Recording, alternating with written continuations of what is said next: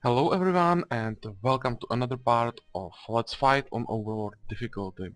And let me surprise you right from the start. This time I'm not gonna fight with the commander but with the warrior.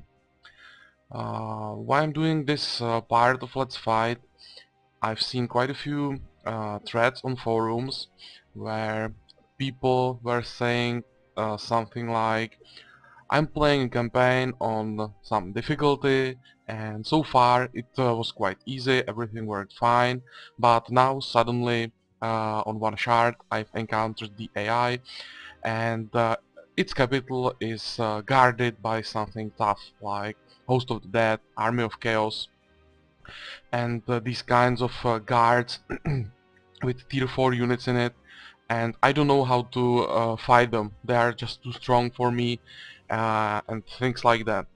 I replied to some of these threads, and some people, I recommended a commander for it, but some people just don't want to play commander, don't have the patience to level up the army, or just don't like to play commander, want to play something else. So I've decided to show another way how to beat such armies.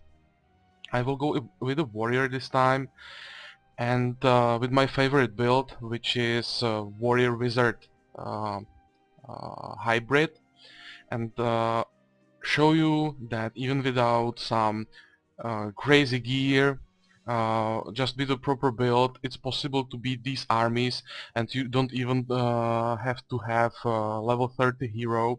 Here, if we check the warrior, he's level 20. That's quite high, but warrior, because I'm running him solo, is leveling extremely fast. So level 20 warrior, you can have around turn, I don't know, 65, let's say. Really no problem. It's possible to have much earlier, but if you go the normal way without some reloading and stuff like that, I would say 65, 70, it's quite easy. And also, for this fight, I don't have any super awesome gear. If we check it, quite basic rings, belt is really crappy, uh, mail or medium armor boots, bracers, again nothing awesome, because I'm running a Dark Knight. I can use wands and spheres, but again these are really basic. uh, the wand is not giving me anything. I'm not using ranged attack, so if you check its stats, it's like if I didn't use it in this fight, it wouldn't matter. Sphere, nothing interesting. Weapon is quite decent, at least something, but also this is nothing awesome. At this moment, usually I'm having weapons like Sword of Insanity, or how the thing's called, with plus 11 attack, I think plus 8 counter attack, and stats like that. Shield isn't bad, I have to say it. Plus 3 defense, plus 2 range defense, plus counter attack on shield is really nice. From the rest, amulet, basic, gloves, let's say average, not bad, but nothing really awesome.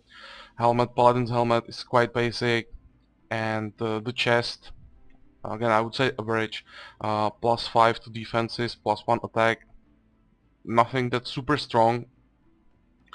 But what makes this build so nice and so strong, its spells, and those, if you pick them properly, can compensate for even the lack of gear. Thanks to the combination with the wizard, you will open many slots for spells, and as you can see, this build has access to even tier 4 spells. So if you are lucky and find something like Form of the Dragon or Invulnerability and overpowered spells like that, it will be really easy to fight with this build.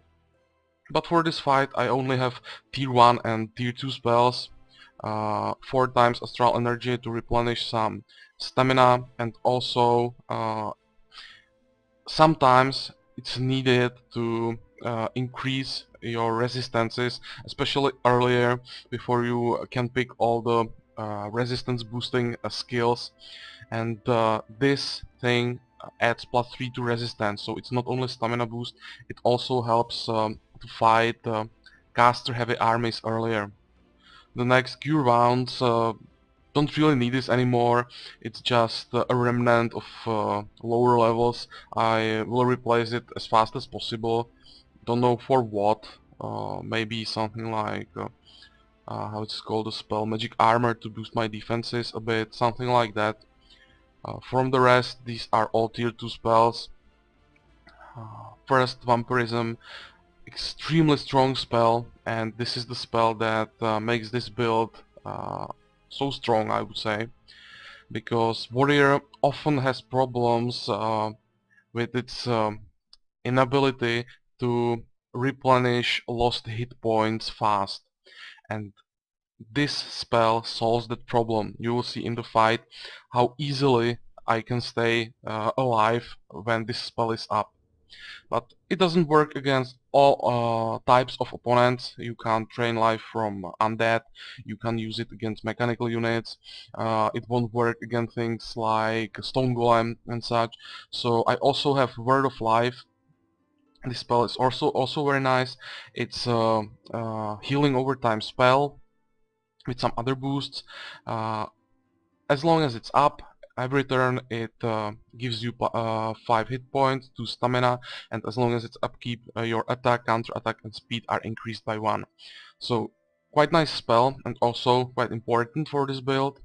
Another thing, Stone Skin, to boost defenses and resistance for tougher opponents. Because my gear really is not that awesome for some fights, I still need this boost. Tier 4 units still can do a lot of damage to me, and sometimes it wouldn't be possible to win the damage race against them, and this spell helps a lot to turn the fight in my favor. And last spell, Fireblade. I'm using this because if this spell is up and active, you are doing magic damage. So units like ghosts and some units with high melee defense but low resistance are much easier to kill if this is up. It's enough to have it only once, even against armies like 7 ghosts, maybe things like that. This will be active for time long enough to kill most of them, and you can kill the last one or last two just with your normal attacks. It will just take a while, but it's not a problem. You can basically one-shot ghosts with Fireblade usually. So that's our spells, that was our gear, and let's check quickly the build. All those strong and useful abilities from the warrior side. Improved defense, improved attack here against armor targets and hard-hitting mobs. Combat for precise strike and more parry. Willpower to increase resistance and morale. And the last, constitution for more hit points, more stamina. I'm running this build solo, so he has to be able to take out all units, so he needs a lot of stamina. For willpower, you will really need high resistance for this build if you want to fight all armies you can find on the map. If you ignore your resistance, you will have really big problems with caster heavy armies. And also another morale boost from this. Don't underestimate it. It's one of the most important stats for warrior to have high resistance. And you can see that from the wizard side, I don't have anything or I don't have that many skills yet. The most important thing probably from the wizard side, it's concentration, because it increases the spell duration, and that means all your buffs will stay up longer. So after you use all those buffs you need for the fight, you can fight for quite a long time before you will need to refresh them. And this is very important because you can't just keep casting all the time and not being able to attack. You can see that my attack is much stronger than counter attack, so I just have to have a time to attack my opponents, and this skill allows me that to do with third level of concentration. The duration of my buffs is around 6 turns, so I'm using usually like 2 at the same time. That means I have always 4 turns after that to fight, and 4 turns for this build. That's a lot of damage you can do. From other things, magic power for increased spell power, also decent. Here I'm working on thaumaturgy because I want to have as much resistance as possible. The lowered resistance for the target really is not that important for this build, um, compared to, let's say, a priest, where you will be debuffing your opponents and you need their resistance as low as possible. Here you are mostly buffing yourself, so this is not important, but the resistance is very important stat to avoid as much damage as possible from casters and units which are doing magical damage. Skill I would like to have and don't have access to yet is and I can't remember the name of that skill, but it's the one that allows you to take more spells. What it basically does is plus 10% experiences per level, and for first 2 levels you will get one more tier 1 spell. For the third level, which is maximum you can get for the build, it's one more tier 2 spell. Uh, the more spells you can get for this build, the better. With more spells you will be able to fight longer and harder fights. So that's explanation for the hero, gear, its spells, and let's check it in action. I've picked a fight in Lands of Chaos. It's still guarded, and it's 1, 2, 3, 4, fourth ring of provinces, and I know that there is Army of Chaos, and Army of Chaos here it's as a neutral guard, but that's a guard which you can find in the capital of some masters. So if you have problems with that, I'll show you how to do it.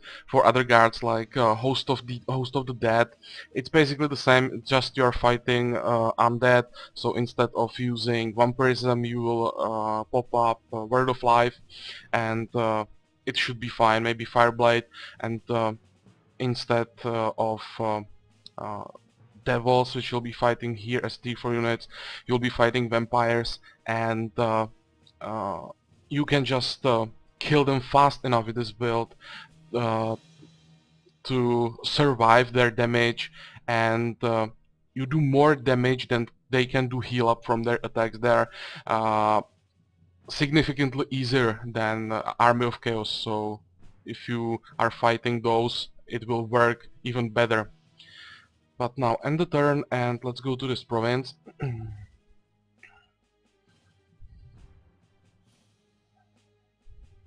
For example, this guy is very often using Army of Chaos in his capital.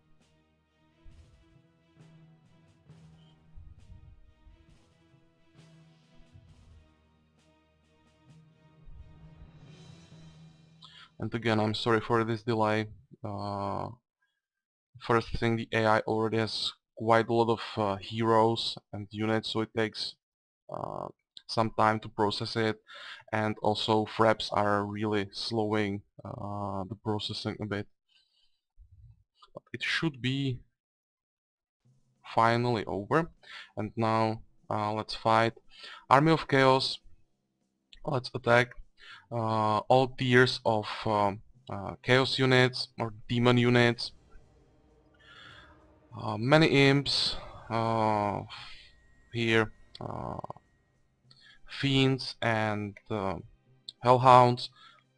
None of these is a problem. The only problem here are these 3 units.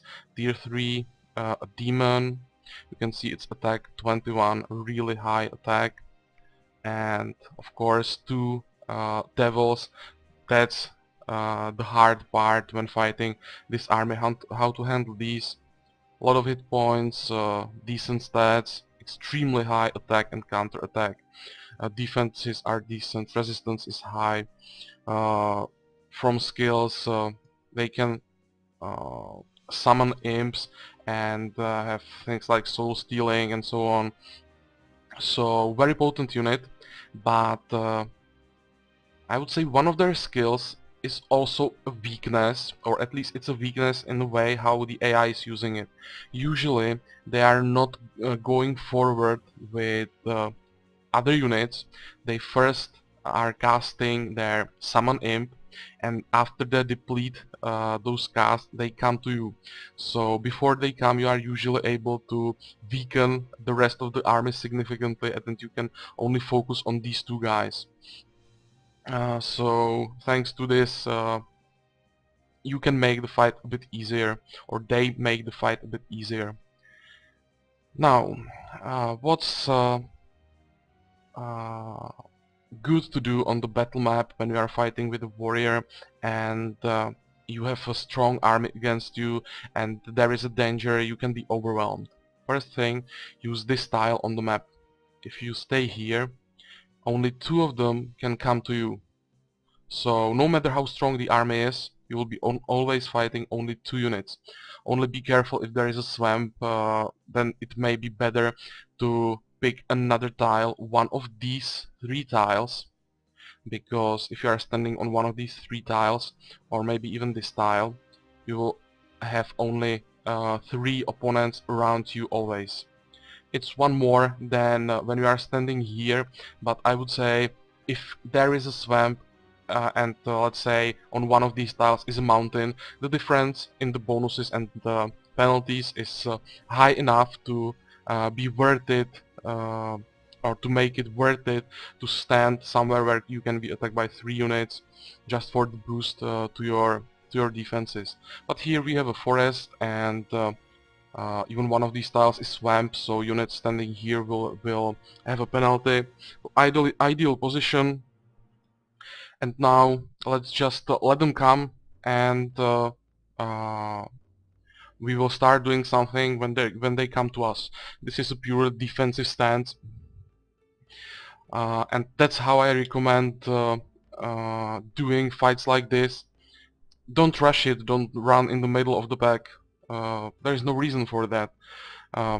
One of your strengths is your parry. If you are in the middle of the pack, you will be surrounded. 6 units will be able to attack you every turn, and you can use parry only against 1 attack. If you are standing here, you will get 2 attacks per turn, sometimes maybe more if those units around you will start dying and being replaced by other units, but still it will be less attacks per turn. So with 2 attacks, one of them will be mitigated by your parry, so you're basically taking full damage only from 1 attack.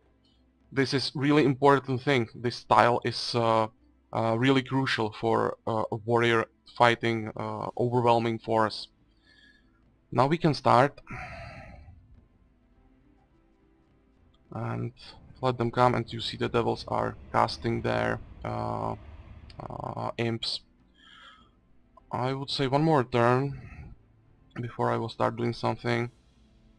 They were taking some damage from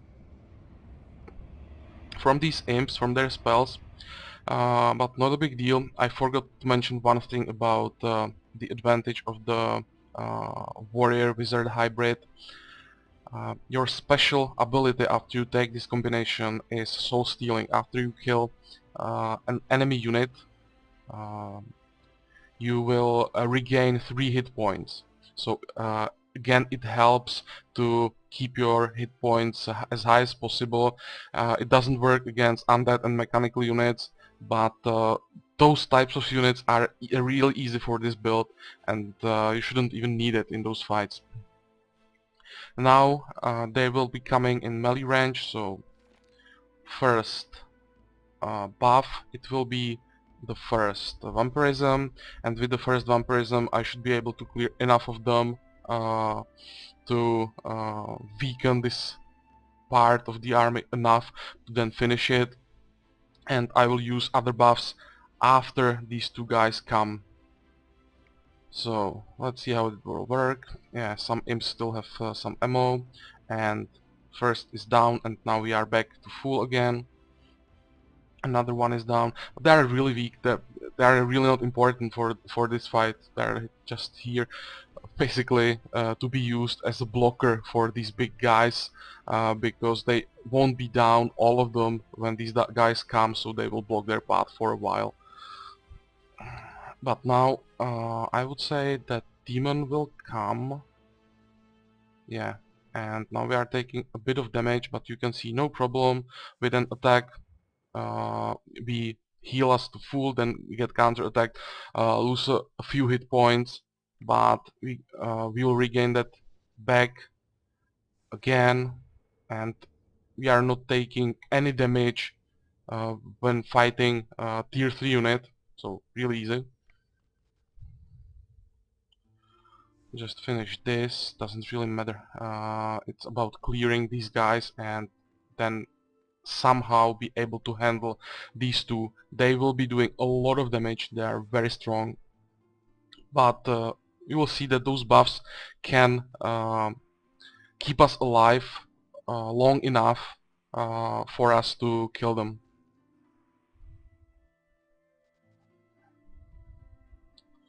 What else here? You can die.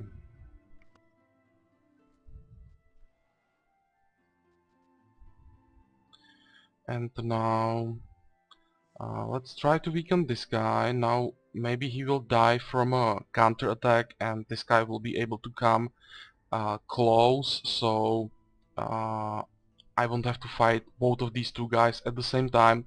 It's quite important, if you are facing two strong tier 4 units, try not to allow them to come at you at the same time. They really do a lot of damage, and if you are facing two of them at the same time, they can win the damage race. And now, okay, he's down, and who's coming now? Oh, it's this doggy thing. But I would say these guys will die really fast, so it's time to use some buffs. First I will use Astral Energy to regain some stamina, and after Astral Energy I can cast again. And now it's time for the Stone Skin for better survivability, and as you can see the buff duration down on the screen, 6 turns for the buff from Astral Energy and 7 turns for the Stone Skin, so really a lot of time to fight uh, with these buffs. Okay, another one is down. And here I would say the last buff needed for this. We can use Astral Energy again, it's a free spell to regain more stamina, and now Vampirism. One thing about Astral Energy I've noticed, at least for me, it's causing trouble with the game freezing. If I use more Astral Energies in one turn, then the combat freezes after end turn, and even quick combat or auto combat doesn't help to that. I don't know why is that, but it's the way how it works for me, so I'm trying to avoid using more than one Astral Energy per turn. And here we can go on and start fighting this guy. Okay, and you can see that they are really doing a lot of damage. It was like 20 hit points in one turn, but we can handle that with the vampirism. We can drain enough hit points to survive it, and as we are weakening him, he's doing less damage, and we can heal more and more. So again, and I would say last turn, and when this guy is attacking we are also draining life from him, so it helps as well. Let's hit him, and we are back on 96, and this guy is down and we are full, so not a problem at all. Let's move a bit closer and finish this guy the same way. I'll just use the astral energy for a bit more hit points. We still have one turn for our buffs. Yeah, I'm not gonna rebuff myself. If there was still more units, I would use at least the vampirism again. Do we have another one? We don't, so I would use Word of Life. It's quite decent as well. Or if you would prefer vampirism, you can always take more of these, but the Word of Life would be fine here as well in this late phase of the fight. But here, let's just finish it. And now he can't do almost anything. Yeah. And we have ended the fight against this tier 4 army with 75 hit points. In the next fight, thanks to those spells and buffs, we'll be able to heal back to full and no problem. You can keep fighting without any breaks for healing. You can see their levels were, I wouldn't say high, but at least average. Most of it was above level 10. One of those devils was level 4, so quite strong, and this is the average level you will usually find in the guard army of chaos, which will be sometimes in the capital province of the AI. So I would say this is exactly the same as the guard. And this will be all for this video. I hope this helped you a bit. You find some useful informations here, and I will see you in another video, and that will be most probably uh, another part of the Let's Play. So see you there. Have a good time, and bye bye.